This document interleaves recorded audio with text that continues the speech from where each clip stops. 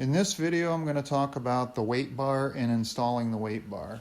Normally, I do not use this on a new wheel because the wheel cuts effectively enough. However, as time goes on and the diamond wears down on the wheel, I will eventually put this bar on, and that will allow me to extend the life of my cuts. Also, if you're cutting a harder material and you're not getting the performance that you want, there's no reason you can't keep this on the machine all the time. It's just my personal preference and how I run the shaping machine. The shaping machine has a hole drilled into it, and then there's also a bolt that will hold that weight bar in place. So you will slide the weight bar into the cutout, line up the hole, and then you will insert the screw, and then you will tighten the screw in place.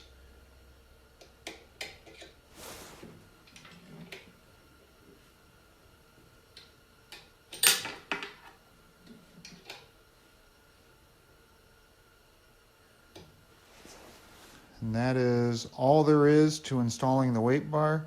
One thing I should mention is that's a 5mm hex head wrench is what I use for installing the bolt. To remove the weight bar is just as simple. You simply get in, loosen the 5mm bolt.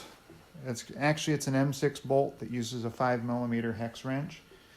So you loosen that, you unscrew it, and pull out your weight bar. And then in my case, I normally just screw that bolt back into place. That way I don't lose it. And that's all there is to installing and removing the weight bar. I hope this was useful. Thanks for watching.